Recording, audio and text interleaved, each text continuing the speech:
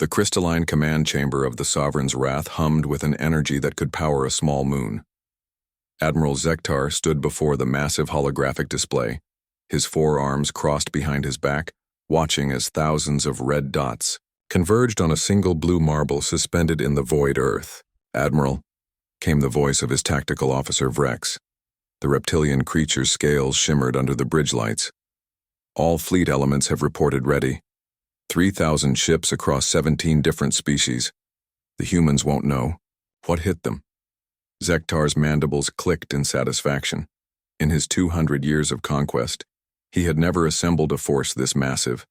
The Galactic Empire had crushed civilizations with a tenth of this armada. But the humans, they were different. They had to be completely destroyed. No survivors, no witnesses. "Sir," interrupted Communications Officer Thys, her tentacles dancing across the console. "We're receiving a transmission from the target system. It's unusual."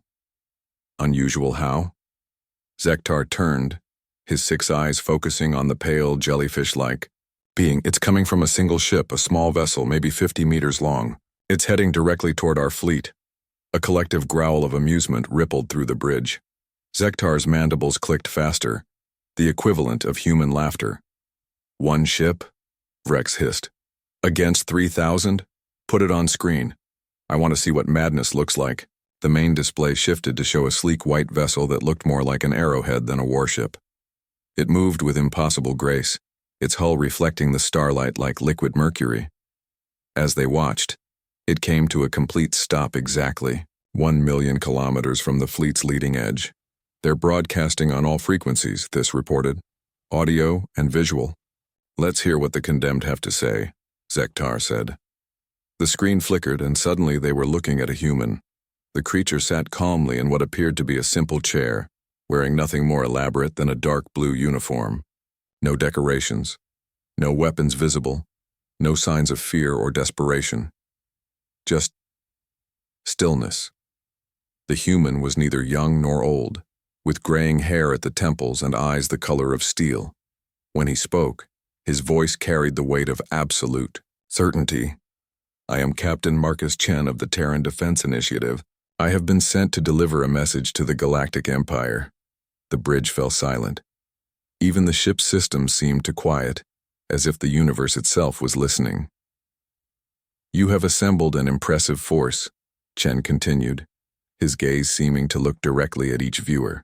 3,000 ships, representatives from 17 species, a fleet capable of glassing entire worlds. Zektar felt a chill run down his exoskeleton. How could the human know these details? However, Chen's voice remained steady, almost conversational. "You appear to be under a misconception about humanity, about Earth, about what you're actually facing." The captain leaned forward slightly, and for the first time, something shifted in his expression. Not fear, something far more dangerous. "This is your only warning. Turn around, leave this system, never return. Consider this a mercy we are extending to you despite your intentions." Vrex let out a harsh laugh. "Is he serious? Does he think?" Chen continued as if he had heard the interruption. "I know what you're thinking. You see one small ship, one human. You see easy prey." He paused, and in that silence, the temperature on the bridge seemed to drop several degrees. "You're wondering how we could possibly threaten your massive armada. You're calculating firepower and shield strength and thinking this is some kind of desperate bluff." The human stood slowly, and somehow that simple movement carried more menace than all the weapons in the Imperial fleet. "Let me be very clear. This is not a negotiation. This is not a plea for mercy. This is not a desperate last stand." Chen's eyes seemed to look directly into Zektar's soul. "This is an opportunity for you to survive what comes next." The transmission cut to static. For a full minute, nobody on the bridge spoke.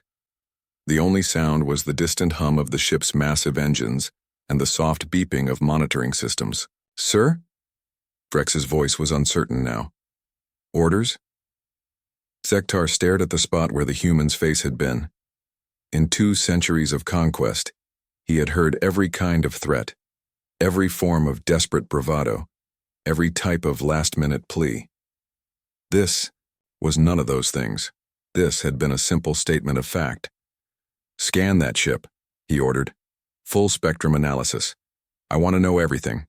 Power levels, weapons, defensive capabilities, crew complement." The bridge crew worked frantically for several minutes. Finally, Thys looked up, her tentacles writhing in confusion. "Sir, the readings are impossible." "Explain." "The ship shows minimal power output. No weapons signatures that match any known technology. Crew complement appears to be 1. Standard life support. But what? There's something else. The hull composition is unlike anything in our database, and there are readings, energy patterns that our instruments can't interpret." Zektar turned to his weapons officer, a massive bear-like creature named Gorth. "Can we destroy it?" "Yes, sir. Easily. It has minimal shielding. A single plasma torpedo would vaporize it." "Then do it." "Sir?" Vrex interjected. "Shouldn't we study it first? If they have unknown technology, I said destroy it." Zektar's voice carried the authority of 2 centuries of absolute power. "Make an example. Show the humans what happens to those who threaten the Empire." Gorth's massive claws worked across his console. "Torpedo armed and ready, firing." A brilliant lance of energy streaked across the void, moving faster than thought. It struck the human ship dead center. The explosion was magnificent, a miniature star blooming in the darkness, bright enough to be seen from the farthest edges of the fleet. When the light faded, there was nothing left but dispersing gases and twisted metal. The bridge crew cheered. Zektar felt the familiar satisfaction of another enemy eliminated. But somewhere deep in his mind, a small voice whispered that this had been too easy. "Signal the fleet," he commanded. "Prepare for final approach to Earth. I want that planet reduced to ash within the hour." As 3,000 ships began their advance toward the blue world, none of them noticed the small disturbance in space-time that occurred exactly where the human ship had been destroyed. A ripple, barely detectable, that spread outward faster than light itself, a signal, a trigger, a key turning in a lock that had been closed for a very, very long time. The message reached Earth in 13 minutes and 47 seconds. Dr. Sarah Okafor was in her laboratory beneath the Swiss Alps, when every screen in the facility simultaneously displayed the same image. Captain Chen's face, eyes closed, peaceful in death. Below his image, text scrolled in every language simultaneously. "Protocol 7 initiated. The warning has been ignored. Authorization confirmed. All restraints released." Sarah's coffee mug slipped from her fingers and shattered on the floor. Around her, the most advanced scientific minds on Earth stood in stunned silence as alarms began to sound throughout the facility. "Dear God," whispered Dr. James Park, her colleague and friend for over 15 years. "They actually killed him." Sarah was already moving, her fingers flying across her workstation. "James, initiate the Pandora protocols. Full authorization." "Sarah, wait. Are you sure about this? Once we start, there's no going back. The whole galaxy will—" "They had their chance." Sarah's voice was cold as interstellar space. "Marcus gave them the warning. Standard procedure. They chose to respond with violence." She turned to face the assembled scientists, researchers, and military personnel who were looking to her for guidance. As director of the Terran Defense Initiative, this moment had been planned for decades, hoped against, prepared for, but always inevitable. "Ladies and gentlemen," she announced, her voice carrying through the facility's communication system, "as of this moment, humanity is officially at war with the Galactic Empire. Initiate Omega protocols across all installations. Remove all safety restrictions on Projects Lazarus, Prometheus, and Cerberus." James grabbed her arm. "Sarah, the aliens don't understand what they've done. They think they're dealing with a primitive species that just achieved spaceflight a few decades ago. They don't know about anything." Sarah agreed. "They don't know that we've been watching them for 3,000 years. They don't know that we've been learning from every species they've conquered. They don't know that we've been preparing." She pulled up a holographic display showing the alien fleet approaching Earth. 3,000 ships in perfect formation. moving with the confidence of a force that had never known defeat. Most importantly, they don't know that we've been holding back. The facility around them began to transform. Walls retracted to reveal vast chambers filled with technology that looked like it belonged in a dream. Crystalline structures hummed to life, generating energy fields that bent light and twisted space. Massive cylindrical pods rose from hidden depths, their surfaces covered in runes that seemed to shift and change when viewed directly. Project Lazarus online, reported a voice from somewhere in the facility. All resurrection protocols active. Project Prometheus online. Temporal manipulation systems ready. Project Cerberus online. Dimensional barriers disengaged. Sarah watched, the readings on her screens with grim satisfaction. James, do you remember what Marcus used to say about humanity's greatest strength? James nodded slowly. We learn from our mistakes. Exactly. And our greatest mistake was showing mercy to a galaxy that doesn't understand the concept. Sarah's fingers moved across her console, confirming authorizations that had been prepared for this moment. 3,000 years ago, we were peaceful explorers. We sent out generation ships to spread humanity among the stars. Do you know what happened to those ships, James? The Empire found them. The Empire didn't just find them. They studied them. They learned from them. They reverse-engineered our technology and used it to conquer 17 different species. Sarah's voice carried a weight of ancient anger. They took our gifts of peace and turned them into weapons of war. The holographic display zoomed in on the approaching fleet. Sarah could make out individual ship classes, designs that incorporated human innovation twisted into instruments of destruction. They took our children, James. They took our explorers and pioneers and turned them into experiments. They dissected our people to understand how we think, how we fight, how we die. Sarah's hands were steady as she entered the final authorization codes. They learned from us, but they never bothered to ask what we learned from them. Warning lights bathed the facility in red as systems that had been dormant for millennia came online. Through the reinforced windows, Sarah could see the night sky beginning to change. Stars that had been fixed in their positions for eons started to move. 3,000 years, James. 3,000 years of watching, learning, preparing, building. Sarah looked at her old friend, and he saw something in her eyes that made him step back.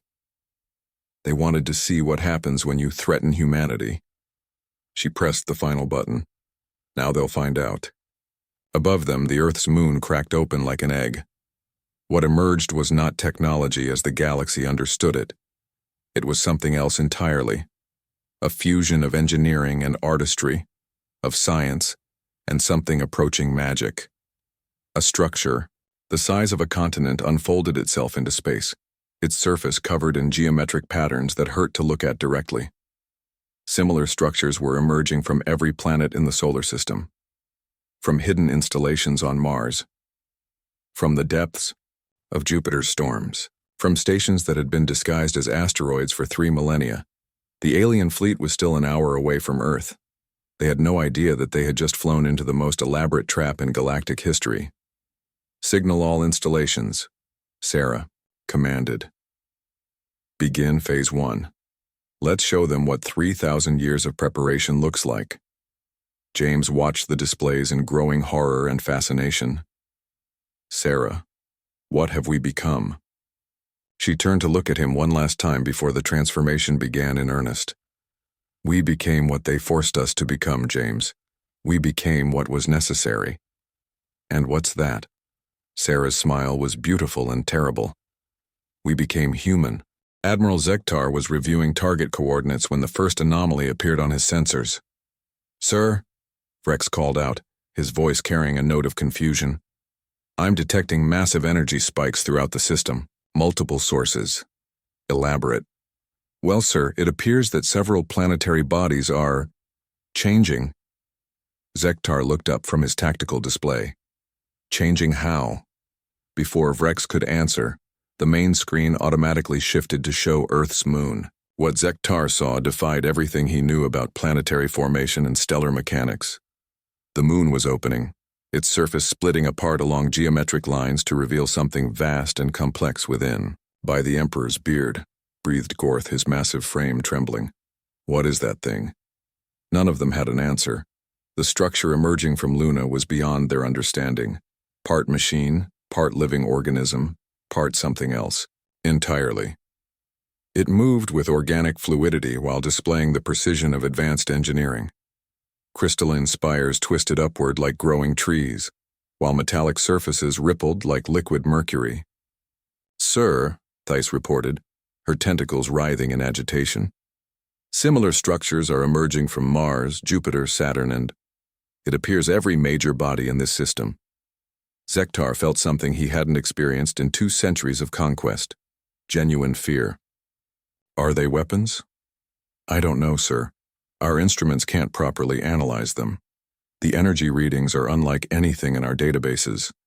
The communications console suddenly blazed to life, every frequency broadcasting simultaneously.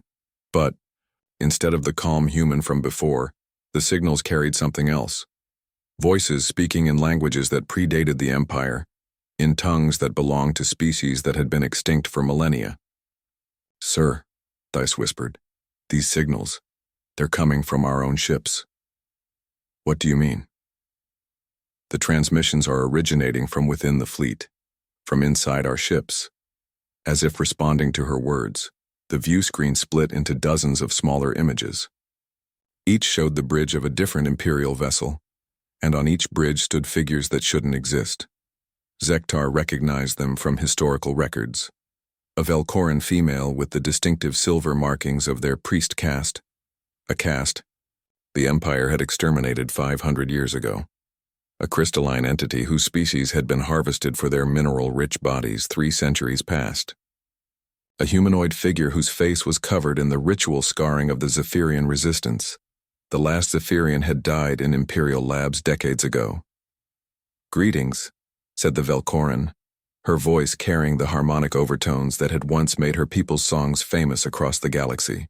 "We are the voices of those you have silenced, the memories of those you have forgotten, the conscience you chose to abandon." Zektar's mandibles clicked rapidly. "Impossible. These species are extinct. Our records confirm—" "Your records confirm—" "Genocide," interrupted the crystalline being, its voice like singing crystal. "But you never understood what you were truly destroying. You took our bodies, but our minds and our souls, our essence. We preserved them," finished the Zephyrian, touching the scars that told the story of her people's defiance. "Every single one, every child, every elder, every voice you tried to silence. The humans found a way." The view screen shifted again, showing the interior of one of the Imperial ships. The crew was standing motionless, their eyes glowing with an inner light that pulsed in rhythm with the strange structures emerging throughout the system. "You see," continued the Velcoran, "humanity learned something from your conquests. They learned that extinction is not just the death of bodies. It's the death of culture, of knowledge, of entire ways of seeing the universe. And they decided that was unacceptable." Admiral Zektar was no stranger to fear, but what he felt now transcended mere terror. "What have they done?" "They remembered us," said the Zephyrian simply. "Every species you destroyed, every world you burned, every voice you silenced. They found ways to preserve not just our genetic patterns, but our memories, our personalities, our very souls. And they gave us new bodies." The view screen zoomed in on the faces of his crew. Zektar could see them now, unchanged physically, but their eyes held the depth of ancient wisdom, the pain of species memories, the accumulated knowledge of 17 extinct civilizations. "Your crews are fine," the crystalline being assured him. "But they are no longer yours alone. They share their minds now with those you destroyed. They remember what it feels like to watch your children die. They know the pain of seeing your culture reduced to footnotes in Imperial databases." "This is impossible," Zektar repeated, but his voice lacked conviction. "Is it?" The Velcoran's song voice carried notes of profound sadness. "Your empire has spent millennia studying conquered species, learning how they think, how they feel, how their minds work.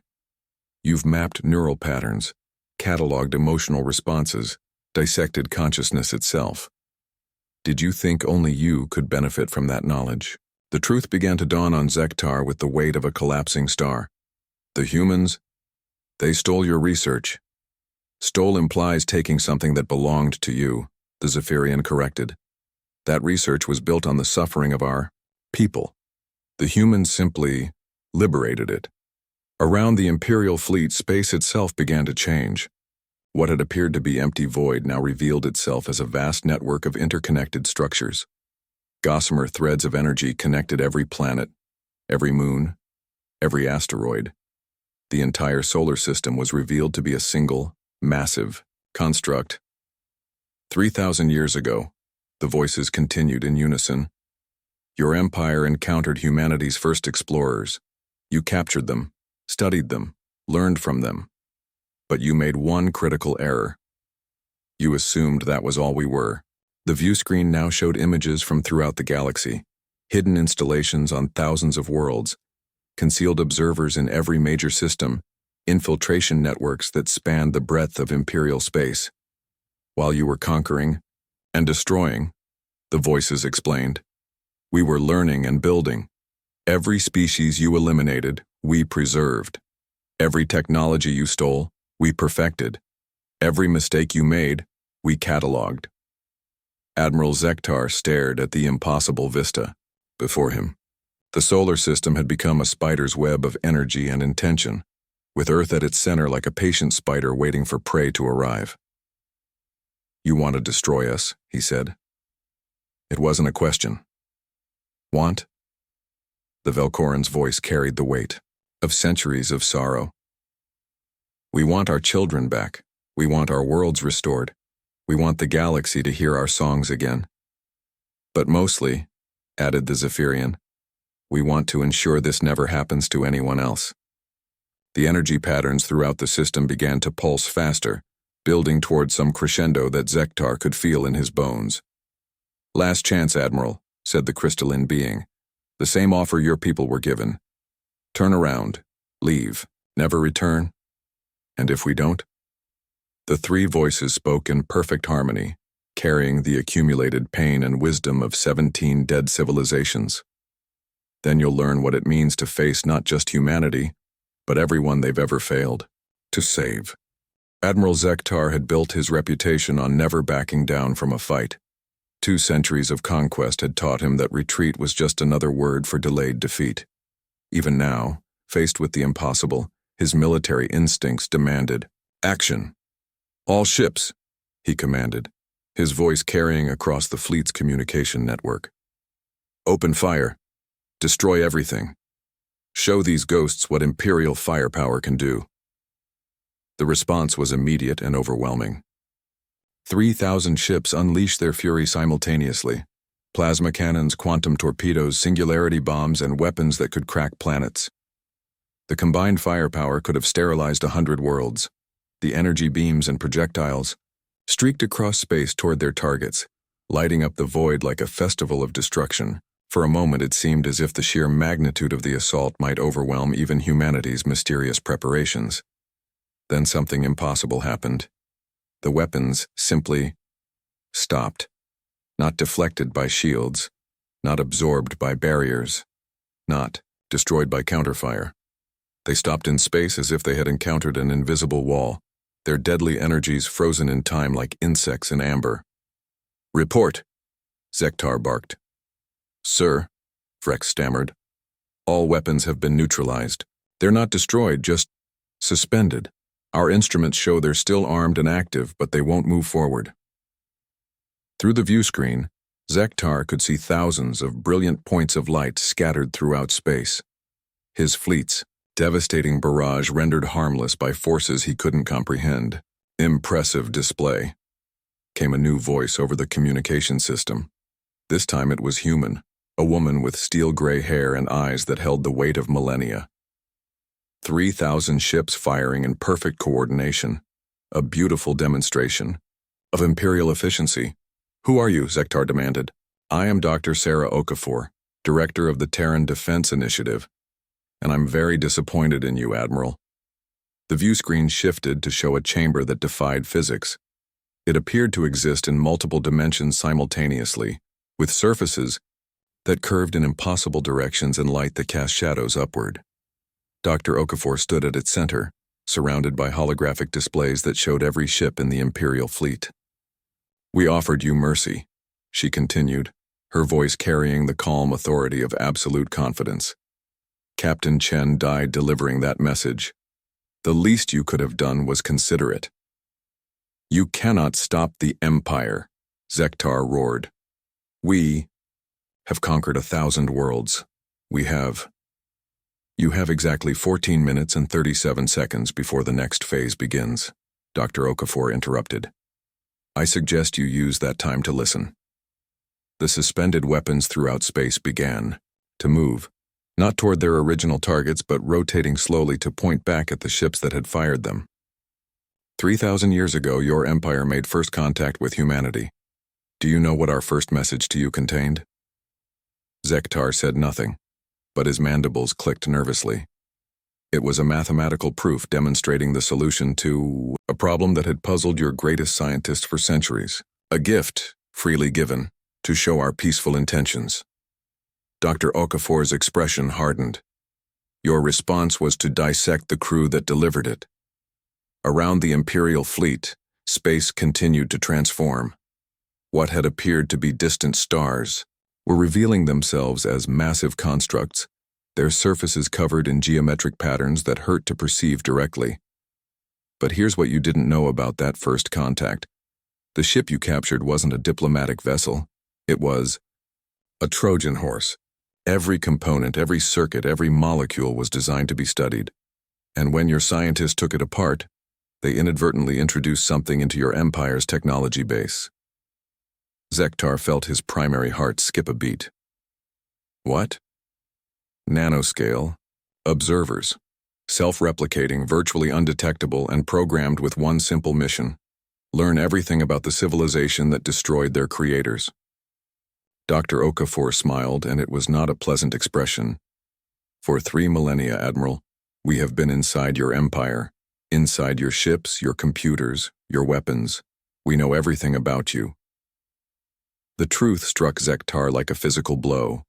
That's impossible. Our security systems were designed by scientists who had been studying human technology for centuries. Technology we wanted you to study. Every defensive system, every encryption protocol, every security measure in your empire was built using knowledge we provided. Dr. Okafor gestured, and the holographic displays around her showed schematics of Imperial technology, all of it derived from human innovations. We gave you the tools to lock your doors, Admiral. We kept the keys. The suspended weapons began to accelerate back toward their sources.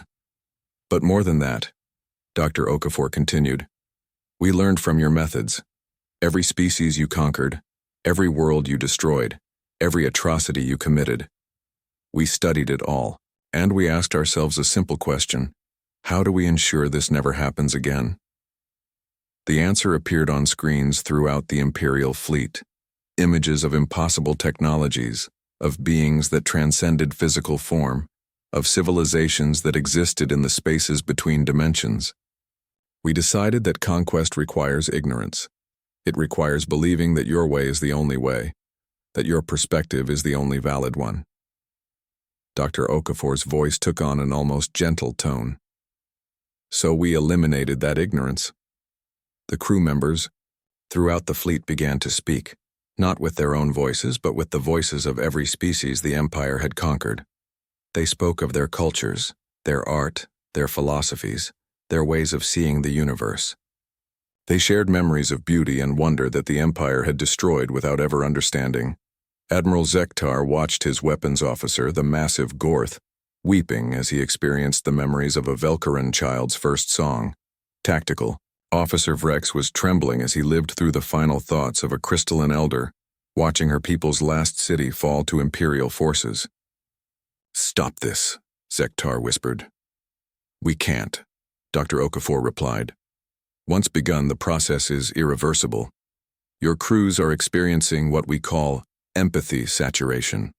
They're gaining the ability to truly understand the consequences of their actions, to feel what their victims felt.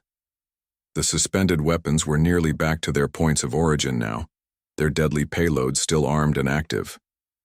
But there is still a choice, Dr. Okafor said. The same choice we've always offered. Turn around, leave, never return. Your ships will be allowed to depart, and the empathy saturation will fade over time. Your crews will return to normal, though they'll carry the memories of what they've learned. And if we refuse? Dr. Okafor's smile disappeared entirely. Then, you'll experience the full weight of 3,000 years of accumulated justice. Every crime, every atrocity, every act of casual cruelty, you'll feel all of it. And then, she paused, and in that silence, Zektar could hear the voice of every species his empire had destroyed singing in harmony.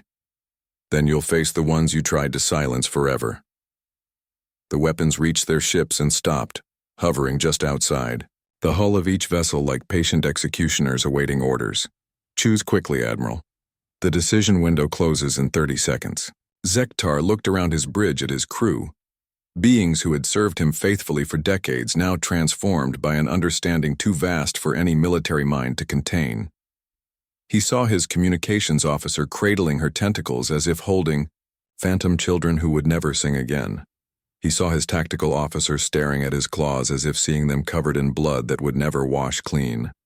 For the first time in 2 centuries of conquest, Admiral Zektar understood what he had become.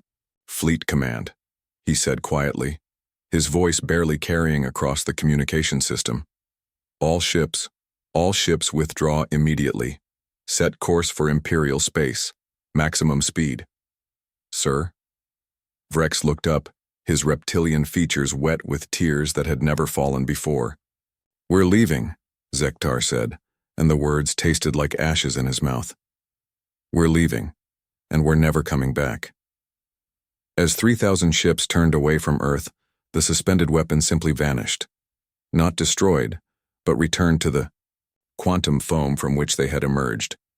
The impossible structures throughout the system slowly folded back into their hidden configurations, returning the solar system to its apparent normalcy. But appearances, as Admiral Zektar now understood, could be fatally deceiving. Epilogue. The new galaxy, 6 months later. The Imperial Council chamber on Zektara Prime had never been so quiet. Representatives from a dozen species sat around the massive obsidian table, their faces bearing the haunted expressions of beings who had seen too much. Admiral Zektar stood before them, no longer the confident conqueror who had departed for Earth. The memories his crew had shared had spread throughout the fleet, and from there into the broader Imperial consciousness. Now every being in the Empire carried within them the voices of those they had destroyed. The human proposal is simple, he reported, his voice barely above a whisper. Complete cessation of all conquest activities. Immediate withdrawal from occupied territories. Reparations to be paid in the form of technological assistance to rebuilding the civilizations we destroyed. Emperor Thokvar, a being so ancient, his species name had been forgotten, leaned forward on his throne. And if we refuse? Zektar gestured to the holographic display that showed the galactic map. Nearly 1,000 systems now showed signs of human influence, not conquest, but transformation. Worlds that had been barren were blooming with impossible gardens. Species that had been extinct were walking among the living again. Technologies that transcended the Empire's understanding were spreading across the galaxy. They won't force us, Zektar said. They don't need to. Every day more of our citizens choose to leave for human space. They're offering something we never could. Which is? Hope. The Emperor's ancient eyes narrowed. Hope for what? For a galaxy where species don't have to choose between conquest and extinction. Where different ways of thinking are treasured rather than eliminated. Where the voices that were silenced can sing again. Through the chamber's windows they could see the city beyond. And it was changing. Imperial citizens walked the streets alongside beings that should have been extinct, sharing conversations in languages that should have been forgotten. Art galleries displayed works from cultures that the Empire had tried to erase. Children played games that incorporated the wisdom traditions of 17 different species. "They're not conquering us," observed Counselor Vexai, her insectoid, features thoughtful. "They're healing us. The question," said Zektar, "is whether we let them." Far away, on a small blue world that had once seemed so vulnerable, Dr. Sarah Okafor stood in her laboratory and smiled. The galaxy was finally learning the lesson humanity had spent 3,000 years preparing to teach: that the greatest strength was not the power to destroy, but the wisdom to preserve; that the highest form of conquest was not the subjugation of enemies, but the transformation of enemies into friends; and that the most human thing of all was the refusal to let anyone, at all be forgotten. In the end, the Empire had learned what it meant to face humanity, and humanity had learned what it meant to face themselves and choose to be better. The stars sang with voices that had been silent too long, and across the galaxy, a new age began, not with the sound of weapons firing, but with the gentle harmony of species learning to listen to each other once again. The war was over before it had truly begun, but the peace would last forever. End of story.